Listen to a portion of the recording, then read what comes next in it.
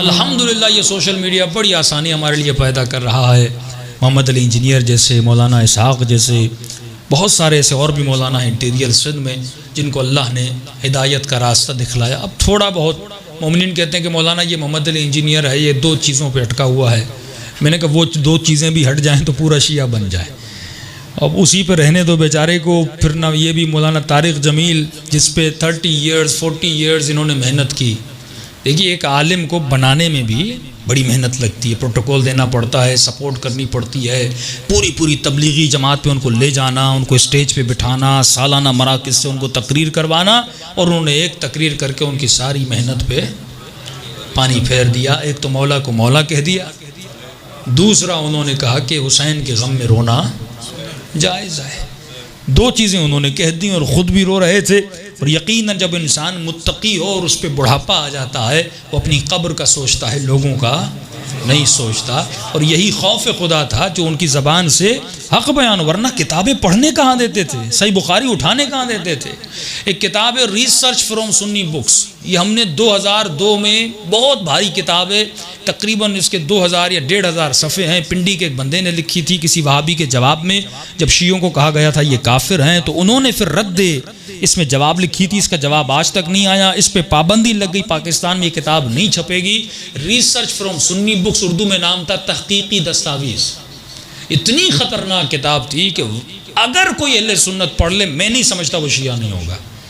ساری اہل سنت کی کتابوں کے ریفرنسز کہ کہاں کہاں رسول خدا کی توہین ہے، کہاں کہاں ازواج کی توہین ہے، عجیب عجیب وہاں سے نسخے کتابیں لکھی گئی تھی. پھر جب پابندی لگی تو ہم نے اس کو CD میں ڈال دیا.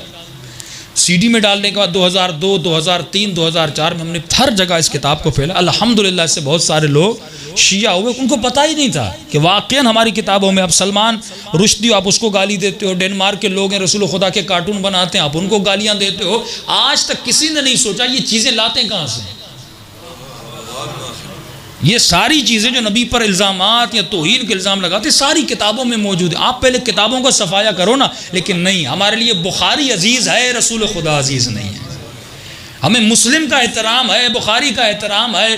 ہم کلینی کافی اس میں بھی خود بہار الانوار میں کچھ ایسی روایات ہیں جن میں مولا علی کی توہین ہے. ہم یہ نہیں کہتے ہماری کتابوں میں نہیں ہے، موجود ہیں. اور ہمارے ہاں سب سے پہلے جس نے یہ علم بلند کیا تھا وہ آیت اللہ طباطبائی صاحب تھے. یعنی ہمارے حوزے میں بھی اختلاف تھا کہ آپ کی کتابوں میں جو ایسی روایات ہیں جس میں توہین اہل بیت ہے ان کو نکالا جائے. پھر بہار الانوار کا بھی ایک آیت اللہ محسنی جو افغانستان کے تھے، مرحوم ہو گئے، انہوں نے بہار کا ایک خلاصہ لکھا.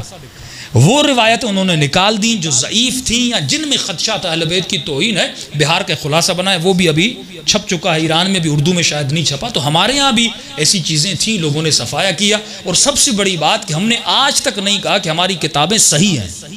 کسی کتاب کے سامنے لفظ صحیح موجود نہیں ہے.